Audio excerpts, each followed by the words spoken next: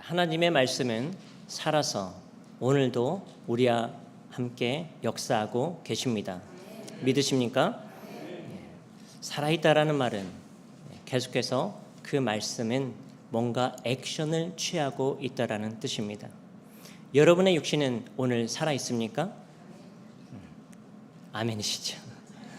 살아있을 때 여러분들은 무엇을 할 수 있습니까? 살아있을 때, 내 안에 힘이 있을 때 우리는 뭔가를 먹을 수도 있고, 내가 좋아하는 것을 할 수도 있고, 나가서 일을 할 수도 있고, 오늘 이 주일에 하나님 앞에 나와서 열심으로 찬양하고 기도하고 예배드리는 것도 바로 우리가 살아있기 때문입니다. 근데 만약에 우리가 죽어있다면 어떻게 될까요? 아무것도 할 수 없을 것입니다. 내가 하고 싶은 것, 누리고 싶은 것, 내가 계획한 그 어떤 것도 내가 죽기 시작하면 아무것도 할 수 없습니다. 근데 우리가 살아서 이렇게 주님 앞에 나와서 예배드릴 수 있는 이유가, 아니면 그렇게 가능하게 된 그것이 무엇입니까? 왜냐하면 살아있는 하나님의 복음의 말씀이 여러분들 안에 들어가 있기 때문입니다. 히브리서 4장 12절에 보면 하나님의 말씀에 대해서 이렇게 말합니다. 하나님의 말씀은 살아있고 힘이 있어서 어떤 양 날칼보다도 더 날카롭습니다. 그래서 사람 속을 꿰뚫어 혼과 영을 갈라내고 관절과 골수를 갈라놓기까지 하며 마음에 품은 모든 생각과 의도를 밝혀낼 수 있습니다. 이것이 하나님의 복음에 가지고 있는 능력입니다. 근데 그 복음이 운동력이 있기 위해서는 살아있다라는 거예요.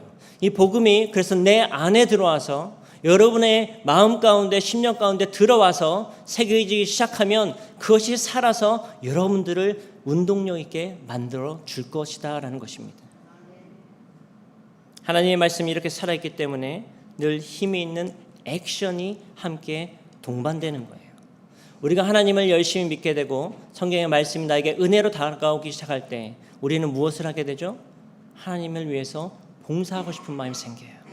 하나님을 위해서 내가 헌금위원으로 봉사하고, 찬양팀으로도 봉사하고, 주방에서도 봉사하고, 아이들을 섬기는 일을 하고, 한글학교도 가르치게 되고, 청소를 하게 되고, 여러 가지 모양으로 우리는 뭔가 액션을 취할 수 있게 됩니다. 내 안에, 여러분 안에 복음이 들어가서 여러분들을 살아있게 하는 그 순간 여러분들은 하나님을 위해서 뭔가 액션을 취하는 사람이 된다라는 거예요. 살아있는 복음에 하나님의 능력이 더해지고, 그래서 그 말씀이 선포될 때마다 내 안에 깊은 곳에 숨겨놓았던 죄까지도 하나님은 드러나게 하십니다. 그래서 한 영혼이 하나님 앞에 죄인인 것을 고백하게 만드시고, 그 죄의 고백이 이루어질 때 하나님은 사랑의 마음으로 그 죄인을 품어주셔서 그 영혼이 구원받고 살아난 영혼으로 만들어 주시는 것이죠. 이것이 창세기에서 가장 태초에 보여졌던 하나님의 복음의 말씀이었습니다. 아담과 하와가 처음 하나님 앞에 죄를 짓게 되었을 때 이들은 어떻게 되었습니까? 내 모든 숨겨놓고 싶었던 그 죄가 드러나니까 숨고 싶어졌어요. 하나님 앞에 부끄러웠습니다. 내 몸을 가리고 하나님의 나를 부르고 있을 때에도 그 음성을 거부하고 싶었습니다. 죄라는 것은요, 우리를 어둠 가운데 몰아넣게 되는 것입니다. 죄가 들어오면요, 밝은 것을 싫어합니다. 왜? 나의 어두운 것이 드러나게 되니까. 근데 하나님께서 그래도 그 사람들을 사랑하셔서 내 형상대로 만들어진 그 사람을 사랑하셔서 끝까지 불러내시고 구원받게 하시죠. 이것이 복음의 능력인 것입니다. 자, 이런 살아있는 복음이 오늘 저와 모든 여러분들의 마음 가운데 충만하게 임하기를 기도합니다. 우리가 복음이라는 단어를 들었을 때 어떤 생각이 드십니까? 복음. 영어로는 가스펠, 히브리어는 에반겔리온. 또 우리가 복음이라는 것을 영어로 다시 풀이해서 말할 때 우리가 good news라고 말을 하죠. 그래서 하나님의 복음이라는 것은 기쁜 소식입니다. 여러분들은 살아가면서 얼마나 기쁜 소식을 듣고 계십니까? 우리가 세상을 살다 보면요, 하루에도 수많은 뉴스들을 들으면서 살게 되죠. 근데 그 뉴스들을 여러분이 들을 때 얼마나 마음이 기뻐지세요? 아니면 그런 뉴스들을 들을 때 마음이 자꾸 불편하고 오히려 더 힘들고 낙심되고 그런 뉴스들을 더 많이 들으십니까? 지난 한 주간에도 우리는 많은 뉴스들을 들으면서 살아왔어요. 경제적인 뉴스, 사회적인 뉴스, 또 우리 해군 사관학교에서 일어났던 그런 뉴스들 듣게 되는데 어느 것 하나 여러분들의 마음을 기쁘게 하는 뉴스가 있었습니까? 저는 없었던 것 같아요. 오히려 자꾸 걱정이 되고 근심이 쌓여가고 소망이 없어 보이는 왜 이렇게 이런 소식들만 가득할까? 그런 안타까운 마음이 들었던 것 같습니다. 근데 복음이라는 것은 뭐라고 말하고 있어요? Good news. 하나님의 복음은 기쁜 소식을 전해준다라는 거예요. 그러면 이 복음은 무엇을 말하고 있기 때문에 우리에게 기쁜 소식이 됩니까? 바로 예수 그리스도를 말하고 있기 때문에 기쁜 소식입니다. 예수 그리스도가 무엇을 하셨습니까? 이 땅에 말씀이 육신이 되어서 오셨죠. 그 예수 그리스도는 어려서부터 우리 인간과 같이 똑같은 환경에서 어려운 상황부터 모든 고난을 이겨내시면서 하나님의 보내신 아들로 자라나셨습니다. 그 성장 가운데 우리들이 겪어왔던 모든 어려움들도 함께 겪어오셨고 모든 인간의 아픔과 슬픔과 고통들을 다 경험해 오셨습니다. 그래서 예수님께서 이제는 공생의 사역을 시작하시고 그리스도의 복음, 하늘나라의 복음을 전하기 시작했을 때 그래서 그 복음에는 능력이 있었던 거예요. 왜? 하나님 아버지의 말씀이기 때문에 당연히 능력이 있었지만 우리의 모든 상황과 모든 형편들을 예수님도 다 하나하나 경험해 보셨기 때문에 우리들을 이해하시는 마음으로 그리스도의 복음을 전하니까 더 우리에게 다가왔다라는 것이죠. 살아있는 말씀을 전하기 시작할 때 그래서 그 모든 말씀을 들은 사람들 가운데 변화가 일어나기 시작하고 예수 그리스도를 더 알게 되면 될수록 하나님 앞에 더 나가서 예배드리는 자가 되고 싶고 그래서 예수님이 가시는 곳마다 그 복음을 갈망하는 무리들이 막 수천 수만 명이 쫓아왔다라는 거예요. 이것이 예수 그리스도의 복음의 능력입니다. 그래서 이런 소식들을 우리가 말씀을 통해서 하나하나 읽어갈수록 깨닫게 될수록 우리의 마음 가운데 위로가 되는 것이죠. 하나님이 나를 참 이렇게 위로하시는 분이었구나. 나에게 소망을 주시는구나. 그래서 기쁨을 얻게 하시는구나. 그래서 이 복음이라는 것이 우리에게 기쁜 소식이 되는 것입니다. 구약의 시대에서 하나님께서는 수많은 선지자들을 통해서 복음을 이스라엘 백성들에게 전하셨습니다. 특별히 회개의 메시지를 반복적으로 전하셨어요. 그러나 그들은 듣지 않고 계속해서 죄의 길을 걸어갔습니다. 근데 하나님께서는 당신이 창조하신 이 사랑을 너무나도 사랑하셨기 때문에 독생자 예수 그리스도를 보내주셨던 것이죠. 그래서 그 예수 그리스도가 육신이 되어서 말씀으로 이 땅 가운데 우리와 함께 하시면서 우리에게 이 살아있는 복음을 듣게 하셨습니다. 왜? 그 복음이 없이는 이 세상에 수많은 사람들이 태어나고 성장하고 있지만 복음이 없이는 다 죽은 자와 같이 살아가기 때문에 예수님은 나와 여러분들을 살려내시기 위해서 복음의 메시지를 가지고 이 땅 가운데 오셨다라는 거예요. 그러니까 여러분들 기뻐해야 되지 않겠어요? 오늘 여러분들은 주일 예배 나오실 때 기쁜 마음으로 나오셨습니까? 혹시 아직 기쁘지 않더라도 오늘 말씀을 들으면서 다시 여러분들의 마음 가운데 기쁨이 충만하기를 주님의 이름으로 축복합니다. 자, 이것이 예수님께서 죽으신 지 3일 만에 부활하셔서 아버지 하나님이 계신 천국으로 올라가시면서 또다시 우리에게 기쁜 소식을 전해주시는데요. 그것은 부활이라는 것이 분명히 있을 것이고 그 부활 이후에 모든 예수 그리스도를 믿는 자들에게는 무엇이 기다리고 있다? 천국이 기다리고 있다는 그 소식을 우리들에게 몸소 증명해 주셨습니다. 그래서 이 복음이 우리에게 기쁜 소식이 되는 것이죠. 이 땅에서만 살아갈 때 우리는 기쁨을 누리는 것이 아니라 우리가 죽어서도 예수 그리스도를 나의 하나님으로 고백한 모든 자들에게는 죽어서까지도 영원토록 아버지 하나님과 함께 할 수 있는 복을 우리에게 주셨다라는 거예요. 그게 약속이 되어 있다라는 겁니다. 그러니까 이 땅을 살아갈 때 조금 힘들어도 우리는 기뻐할 수 있는 거예요. 천국이 기다리고 있잖아요. 하나님께서는 이런 복음이 예수님께서 부활하시기 전에도 이후에도 계속해서 온 세상에 전해지기를 원하셨습니다. 그래서 예수님께서 오시기 전 구약의 시대에는 그 수많은 예언자들을 통해서 복음을 전하셨고요. 또 신약의 시대에 와서는 두 부류의 사람들을 통해서 복음을 전하기 시작하셨습니다. 그 첫 번째가 오늘 말씀에 나오는 사도 바울과 같은 사도들, 선지자들을 통해서 복음을 전하셨어요. 오늘날로 하면 하나님이 세우신 교회에 목회자들을 세우셔서 복음을 전하는 일을 맡기셨다는 겁니다. 그리고 두 번째, 어떤 사람을 통해서 복음을 전하실까요? 바로 예수 그리스도를 나의 구주로 고백하는 믿음의 성도들을 통해서 복음을 전하게 하셨습니다. 목사 한 명의 힘으로는 복음이 전달될 수 없는 온 세계 열방 가운데 곳곳이 이 복음이 잘 침투될 수 있도록 우리 한 사람 한 사람도 주님께서 복음을 전하는 사도로 세워주셨다라는 거예요. 믿으시죠? 여러분들도 그래서 복음을 전하셔야 되는 것입니다. 복음을 전한다는 것은요, 목사 한 명의 힘으로는 절대 감당할 수 없는 것입니다. 그래서 예수님께서는 성도들에게도 복음을 열심히 전하신 거예요. 성도와 목회자가 연합하여서 복음을 전하기 시작할 때 내 힘, 혼자 힘으로는 닿을 수 없는 그 모든 곳까지도 복음을 전할 수 있게 되는 것이죠. 새 학기가 되어서 우리 해군학교, 사관학교 학생들 새로 오고 우리 대학생들도 새 학기를 맞게 되고 우리 어린 자녀들도 학교를 가게 되는데요. 이런 복음의 능력을 가진 우리 청년들이 될 수 있기를 축복합니다. 살아서 역사하신 그 복음이 청년의 때에 그들의 마음에 들어가서 하나님이 인도하시는 그 발걸음대로 살아서 운동력이 있는 성도가 될 수 있기를 축복합니다. 자, 오늘 말씀을 보면 사도 바울에 대한 재판이 가이사랴 법정에서 이루어지는 것을 볼 수 있습니다.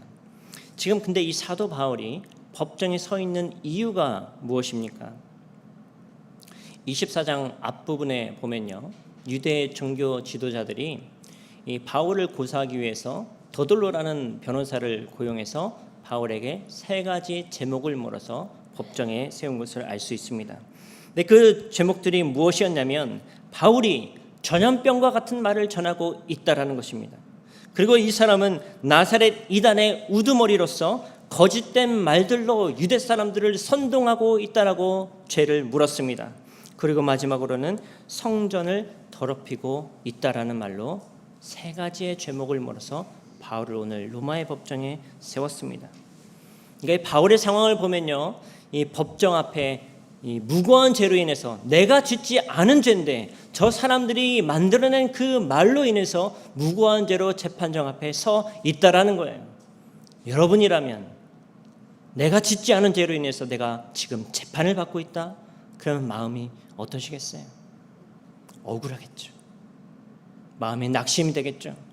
저들과 과연 싸워서 내가 이길 수나 있을까? 저들은 변호사까지 고용해서 나의 죄를 물어서 이렇게 나를 공격하고 있는데 내가 어떻게 무슨 말을 할 수 있을까? 염려가 되지 않겠어요?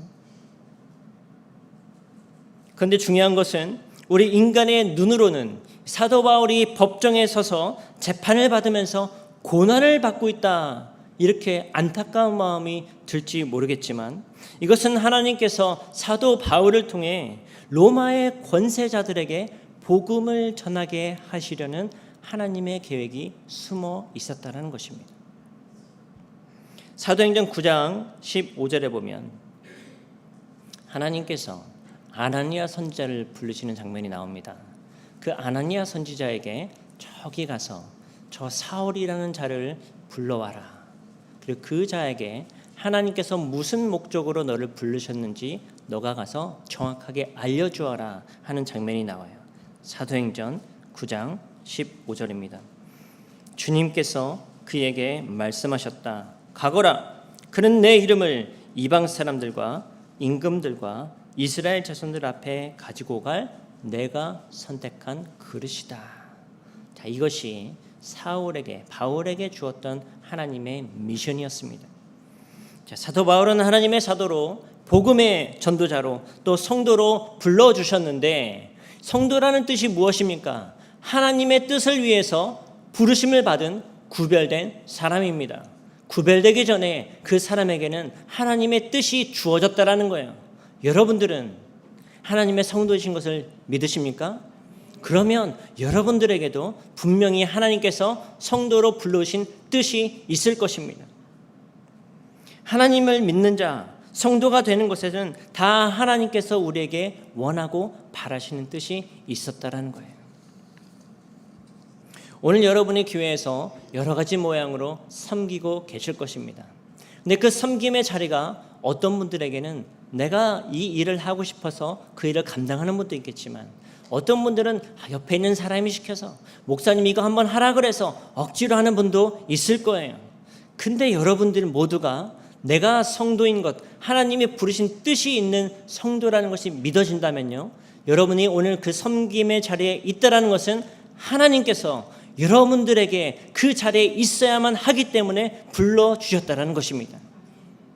찬양을 한번 하는 것도요, 내가 좋아서 찬양을 하는 것 같지만 사실 하나님께서 그 사람의 입술을 통해서 하나님이 찬양받고 싶어 하시기 때문에 찬양의 자로 불러주신 것입니다.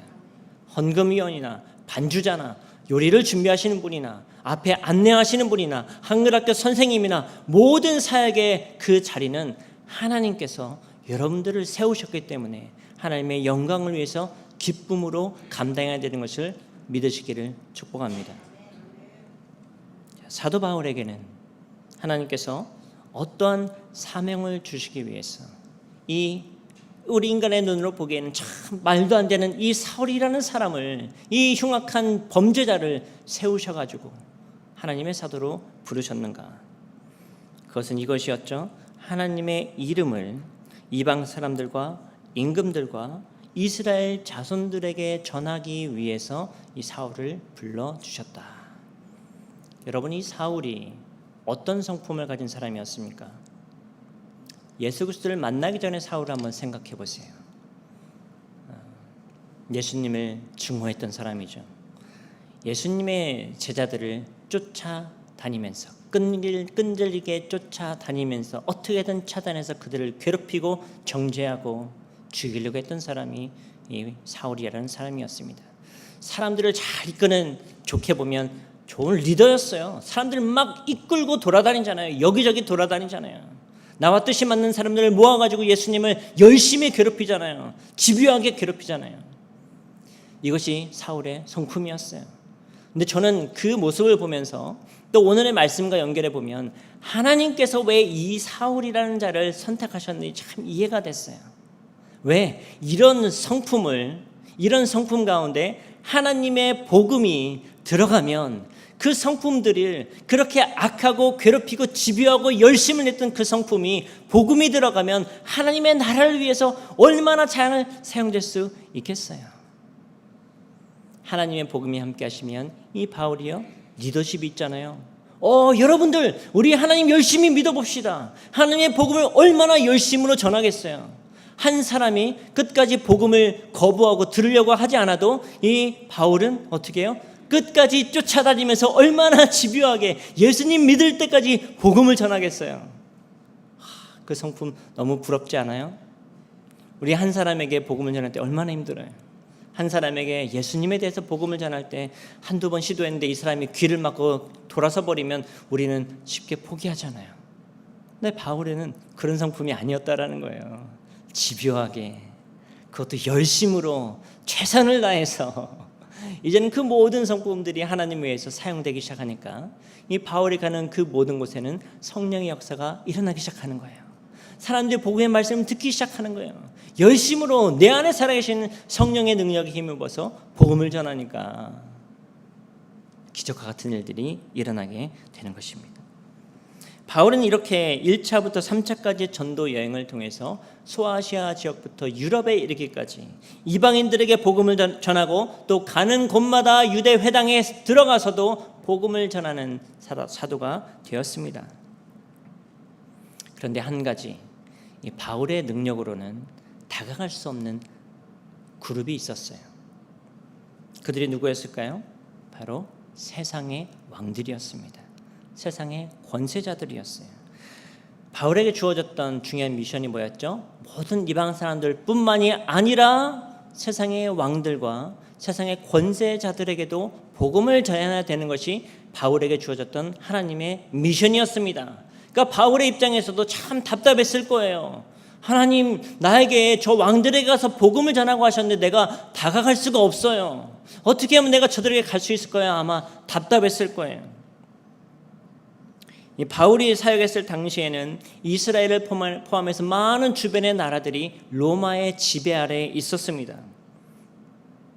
이 로마라는 나라는 결코 쉬운 나라가 아니었어요. 만만한 나라가 아니었습니다. 그래서 이 바울이 아무리 능력 있고 복음에 힘이 있어도요, 내 마음대로 왕 앞에 찾아가서 왕에게 복음을 좀 들어보십시오라고 말할 수 있는 형편은 아니었다라는 거예요.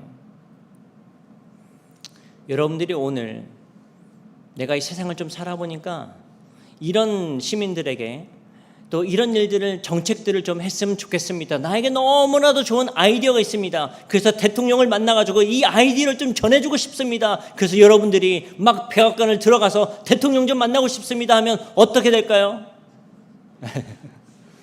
문 앞에 들어가기 전에 잡혀 끌려갈 거예요. 아니, 나 대통령 좀 만나야 된다고요. 대통령이 하고 싶은 말이 있다고요. 내 말을 좀 들어야 된다고요 해서 들어가려고 아무리 달려들려고 해도요, 절대 들어갈 수 없을 거예요. 그것이 한 시민이 가진 연약함 아니겠어요?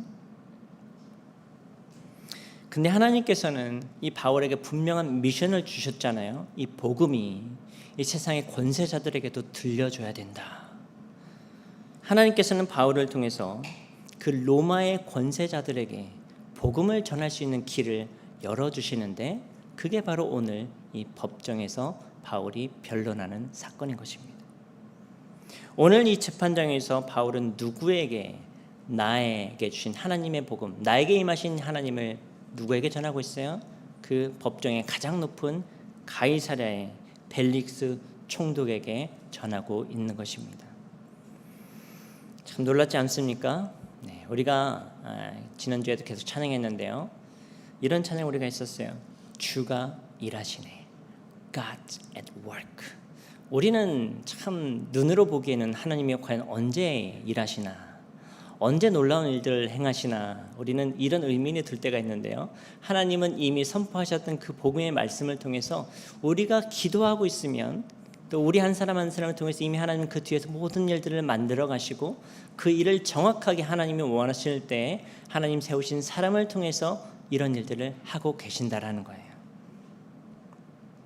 그래서 오늘 24절에 보면요, 처음 이 사도 바울이라는 자를 통해서 어떤 성경 공부 모임도 아니고 그 많은 유대인들이 있던 그 법정에서 바울이 전하는 하나님의 복음을 듣고서 마음의 변화가 일어나요. 그 금요일에도 우리가 말씀을 나눴지만 성령의 복음이 임하게 되면 하나님께서는 그 사람의 마음의 문을 열어주시죠. 그러다 루디아도, 그 여인도 마음의 문을 열어주셔서 귀한 하나님의 선교의 사역자로 세워주셨잖아요. 그래서 이 법정에서 이 벨릭스 총독이 하나님의 복음을 바울로부터 전하게 되니까 이제는 누구까지 데리고 왔어요? 나의 아내까지 데리고 와서 바울에게 찾아가서 하나님의 말씀을 듣게 하는 거예요. 이것이 살아서 운동력이 있는 복음의 능력인 것입니다. 그럼 다시 오늘의 말씀으로 돌아와서 유대의 종교 지도자들은 첫 번째로 이 바울이 복음이라는 거짓된 전염병을 퍼뜨리고 있다라고 죄를 물어서 재판을 하기 시작했습니다. 그리고 또 무엇에 대해서 고소했습니까? 이 사람은 나사렛의 우두머리로서 사람들을 선동해서 이 정부를 어지럽히고 있다라고 말했습니다. 이 선동했다라는 뜻을 다르게 번역해 보면 이 반정부 시위를 하고 있다라는 뜻입니다. 로마 사람들에게, 유대인들에게, 로마의 지배 아래서 잘 살고 있는 사람들에게 이 그리스도의 복음이라는 것을 가져와서 그들의 마음을 자꾸 흔들고 있다라는 거예요. 로마 황제의 말만 잘 들어야 되는 그 시민들에게 하나님의 말을 잘 들어야 되는 것이라고 선동하고 있다라고 주장하는 것입니다. 그래서 총독에게 말하는 거예요. 이런 사람 두면 되겠습니까? 안 되겠다라고 재판에 세우는 거예요. 그때 바울이 어떻게 변론합니까? 17절입니다. 나는 내 민족에게 구제금을 전달하고 하나님께 제물을 바치려고 여러 해 만에 고국에 돌아왔습니다. 그들은 내가 제물을 바치는 절차로 성전에서 정결 예식을 행하는 것을 보았을 뿐이고 내가 작당을 하거나 소동을 일으키는 것을 보지 못했습니다. 그 자리에는 아시아에서 온 몇몇 유대 사람이 있었는데 내가 한 일을 들어 고발할 것이 있으면 그 사람이 총독님 앞에 나타나서 고발하지 않았을까요? 이렇게 말하는 거예요. 사도 바울이요, 고린도 지역에서 선교 활동을 하다가 예루살렘 지역으로 왜 빨리 돌아오고 싶어 했습니까? 왜냐하면 그 당시에 예루살렘, 이스라엘 지역에는 큰 충년이 들어서 많은 사람들이 굶어 죽어가기 시작했어요. 근데 그런 어려움이 교회까지 들어와서 내가 사랑했던, 내가 그리스도의 복음을 전하고 교회를 세웠던 그것까지 피해를 입게 돼서 성도들도 굶어 죽기 시작하고 교회의 재정이 어렵게 되고 그래서 하나님의 일을 못하게 된다는 그 소식을 듣게 되니까 그 마음이 너무나도 안타까웠어요. 그래서 이 사도 바울이 이방 그 유럽과 이방 교회들 가운데 메시지를 전한 거예요. 우리 여러분들을 위해서 그렇게 기도해 왔던 예루살렘 모교회가 힘들어졌습니다. 우리 구제해야 되지 않을까요? 구제 편지를 보내고 메시지를 전하면서 여러 모양의 사랑의 헌금을 가지고 빨리 예루살렘으로 돌아왔습니다.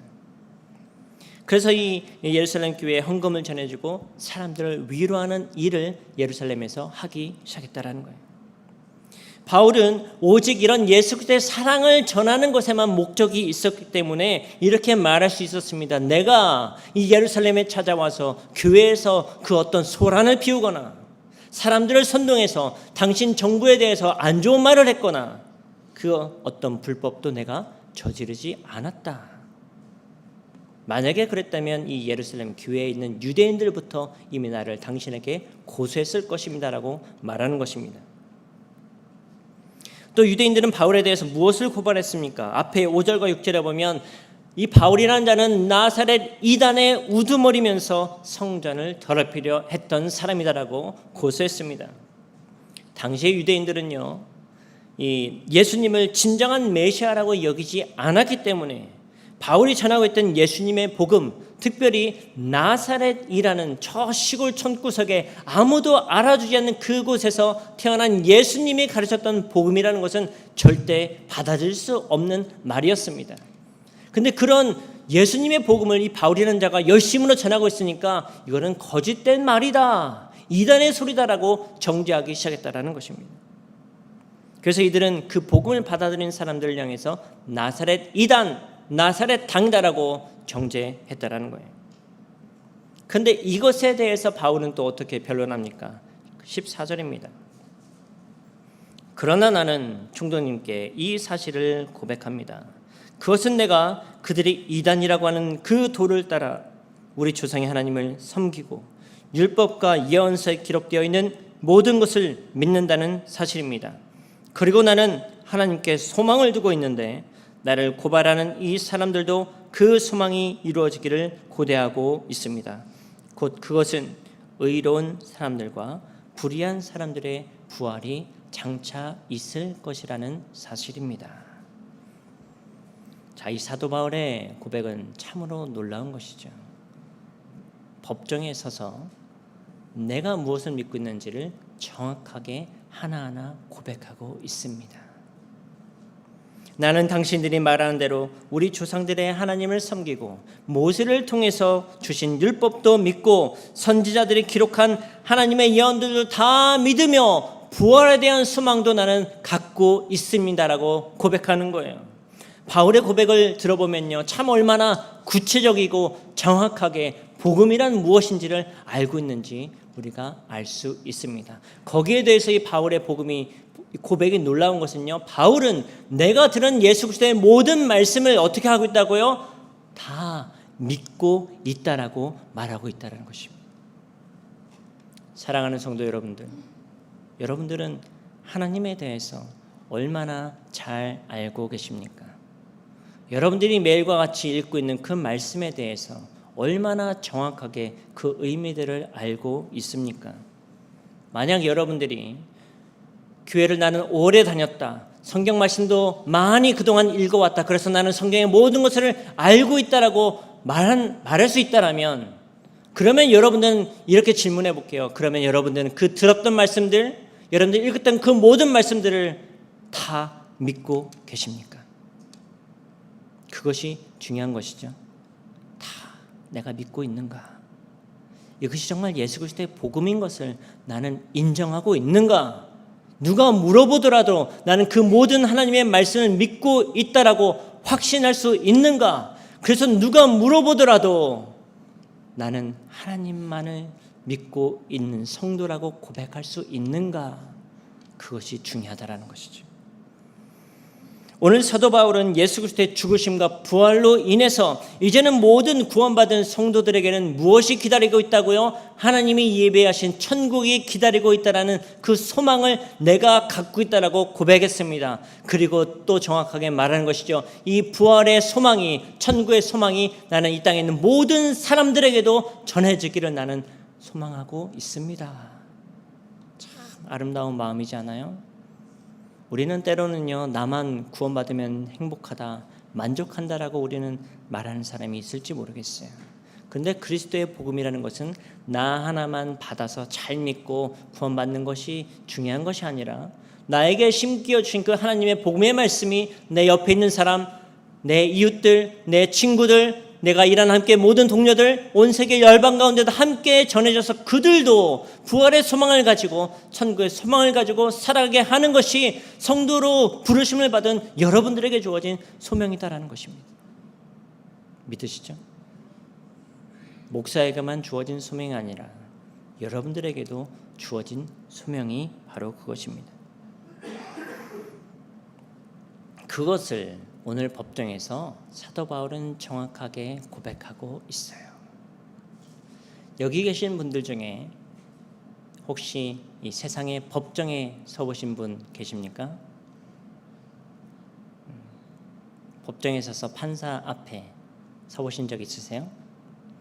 저는 인생을 살면서 딱 한 번 법원에 가서 판사 앞에 서본 적이 있습니다. 제가 그렇게 큰 잘못을 한 건 아니었고요. 뭔가 중범죄를 지어서 법정 앞에 선 것은 아니고요. 트래픽 티켓 때문에 제가 서본 적이 있어요. 일반적으로 우리가 운전을 하다 보면 트래픽 티켓을 받을 때가 있어요. 뭐 스피딩 티켓, 레드 라이트 티켓, 스탑 사인 여러 가지 모양으로 티켓을 받게 되는데요. 저는 정말 꼼꼼하게 그것을 잘 지키려고 노력하는 사람이에요. 제가 미국에서만 한 20년 넘게 운전했는데요. 사고를 낸 적도 한 번도 없어요. 20년 무사고. 법도 잘 지키려고 늘 노력해 왔어요. 근데요, 제가 이 티켓을 받게 되었는데 어떤 티켓이었냐면 레드 라이트인데 라이턴을 했다고 받은 티켓이었어요. 어떤 교차로에 가보면요, 레드 라이트이지만 아무 사인이 없을 때는 우리가 라이턴을 할 수 있잖아요. 잠깐 멈췄다가 주위를 둘러보고 차도 없고 건너는 사람도 없으면 한 3초, 5초 기다렸다가 라이턴 하면 아무 문제가 없잖아요. 근데 어떤 경우에는 이런 사인이 있어요. No turn on red light. 빨간불일 때는 절대 턴하면 안 된다. 제가 그것을 알고 있거든요. 그래서 잘 지켜왔어요. 근데 그날도 저는 그런 사인이 안 보였기 때문에 잘 보고 라이턴을 했어요. 그런데 한 2주 있다가 갑자기 저한테 한 통의 편지가 날라왔어요. 트래픽 티켓. 근데 뭐지? 나는 잘못한 것이 없는데 봤는데 제가 레드 라이트인데 라이턴을 했다는 거예요. 근데 요즘에는 여러분들 사진으로 딱 찍어가지고 컬러 사진을 찍어서 보여주잖아요. 너 이때 이 시간에 이 장소에서 너 법을 어겼다. 그냥 그 사진을 잘 보니까요, 사실 그 사진에도 그 사인이 안 보였어요. 제가 그것을 딱 보고서 그때도 제 눈앞에 안 보였거든요. 그때 생각했어요. 그 사인이 나뭇가지에 가려져 있었어요. 안타깝게 사인은 저 위에 붙어 있었지만 운전하고 갈 때 그 앞에 있던, 마침 그 교차로에 있던 큰 나뭇가지와 낙엽이 그 사인을 가렸던 거예요. 그 사인이요, 사진에도 아무리 봐도 안 보였어요. 그래서 제가 그때 결심했어요. 이거는 따져야 된다. 그래, 법정에 가서 내가 한번 따져보자. 그 트래픽 라이트 그 인스트럭션에 잘 읽어보면요, 따질 수 있는 기회가 있대요. 너가 이 트래픽 테이트에 뭔가 클레임하고 싶으면 법정에 와서 너가 따질 수 있는 기회가 있다. 그것을 보고 제가 결심해가지고요, 열심히 인터넷을 찾기 시작했어요. 어떻게 하면, 무슨 말로 내가 준비를 해가지고 변론하면 이것이 내 잘못이 아니라는 것을 증명할 수 있을까? 열심히 사례들을 찾기 시작했어요. 얼마나 열심히 제가 공부했는지를 몰라요. 어떤 사람은 어떻게 이거를 해결했더라, 무슨 말로 변론했더니 판사가 들어줬다. 그런 것도 열심히 공부하고 제가 스스로 열심히 시나리오를 쓰고 A4 용지에다가 열심히 타이핑을 쳐서 판사가 이것을 물어보면 나는 이렇게 대답할 거고, 나는 어떻게 논리 정연하게 이것을 변론해야 되는 것인지를 열심히 썼어요. 그래서 그 트래픽 티켓과 저의 변론할 그 내용을 다 모아가지고 파일을 가지고 드디어 법정을 찾아갑니다. 자, 열심히 준비했잖아요. 자신감 있었어요. 이렇게만 하면 된다. 근데 법정을 찾아가서 이제는 시간이 되어서 법원 안으로 들어갔습니다. 저와 같은 사람들이 수십 명이 이쪽 한 코너에 앉아 있었어요. 대부분 트래픽 티켓 때문에 온 사람이에요. 저는 준비를 잘했으니까 확신이 있었겠죠. confident, 나는 자신감이 있었어요. 이렇게 하면 돼. 근데요, 이 판사가 들어오고 재판이 시작이 되는데요, 그때까지는 나름 괜찮았어요. 근데 갑자기 저쪽 반대편에 문이 열리면서요, 오렌지색 죄수복을 입고 쇠사슬로 팔과 다리를 묶은 사람들이 양쪽에 건장한 교도관들을 끼고 몇 명이 들어오기 시작합니다. 그리고 재판장의 정중앙에 앉기 시작해요. 그때부터 마음에 걱정이 되는 거예요. 이거는 심각한데 내가 생각한 가벼운 상황이 아닌데. 그러면서 마음이 점점 두근두근 거리기 시작하고 긴장이 되기 시작하는 거예요. 근데 저 같은 사람을 먼저 해준 게 아니라 그 중범죄들을 먼저 앞에 세워가지고 판사가 판결문들을 읽기 시작하는 거예요. 이 사람은, 당신은 이런 중범죄를 지었기 때문에 5년, 10년 감옥에서 어느 감옥에서 산다. 인정하냐? 그 사람들은 할 말이 없으니까 고개를 푹 숙이면서 인정합니다.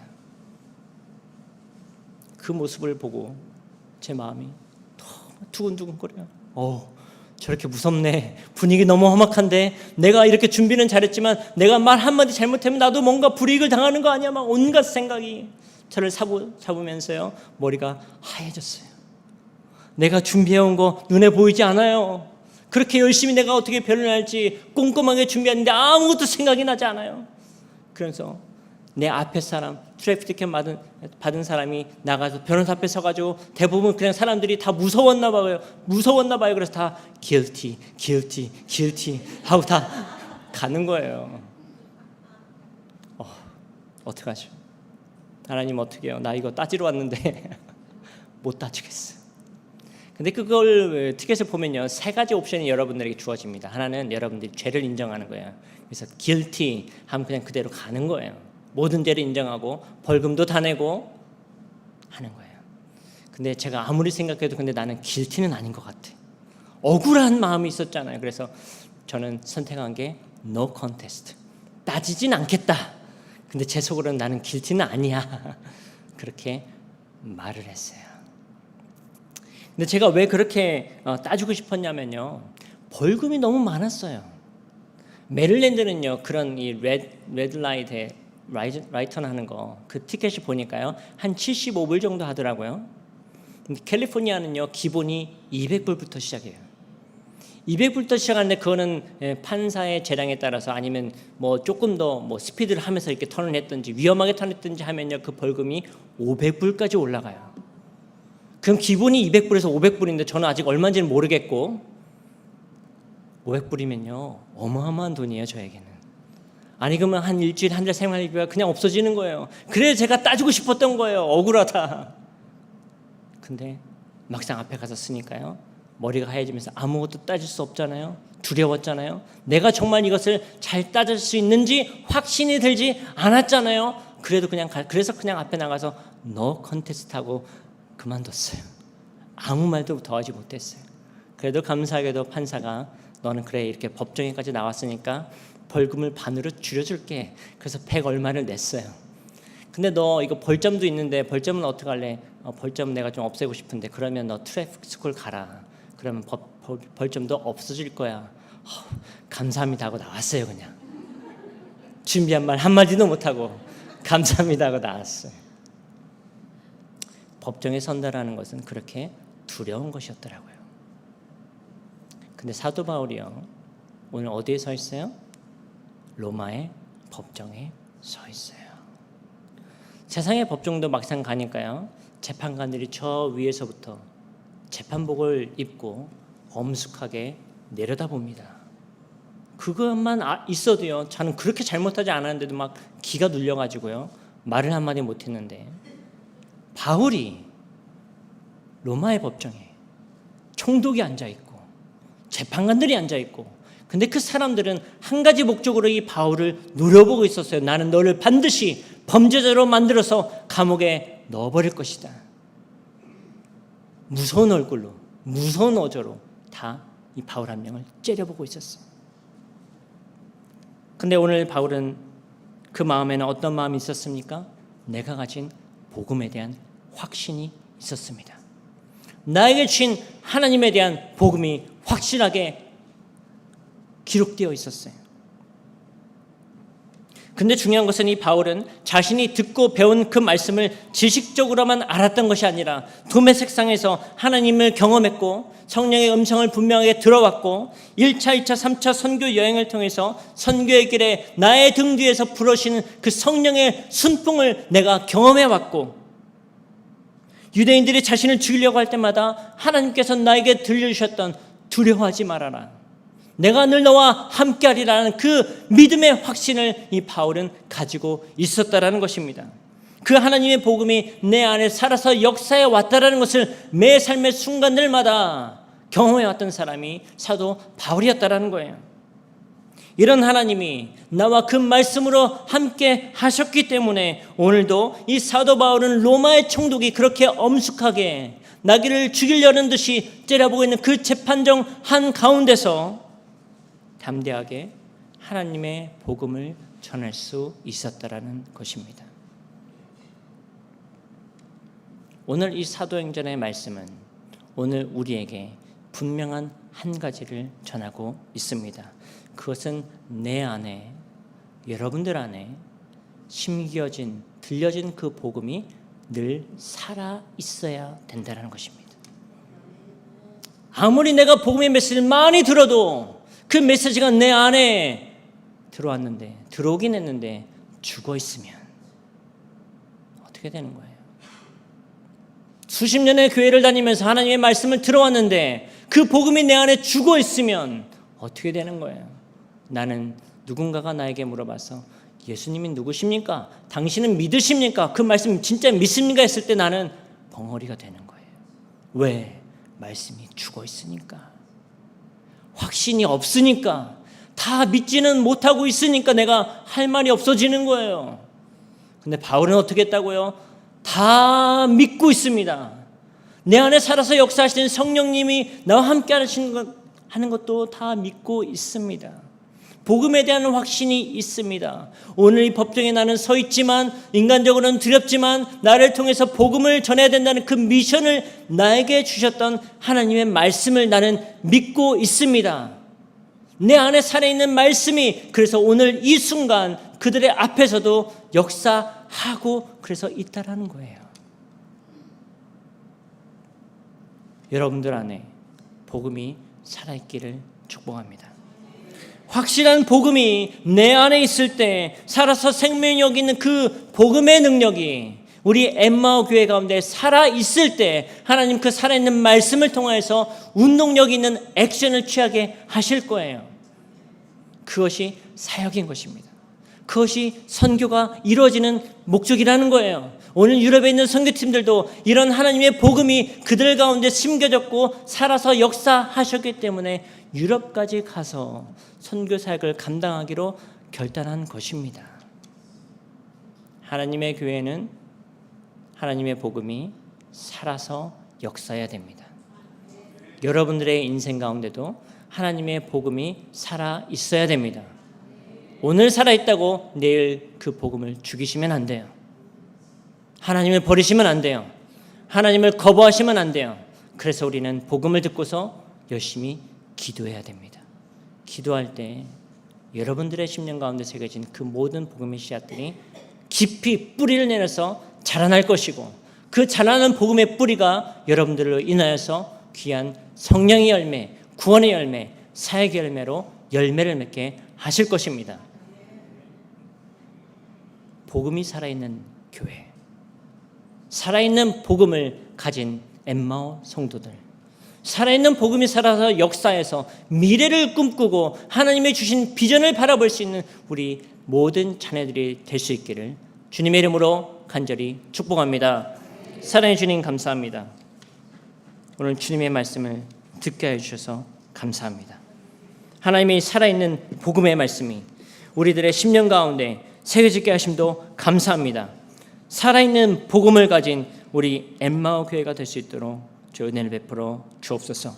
감사드리며 살아계신 예수 그리스도의 이름으로 간절히 기도합니다. 아멘.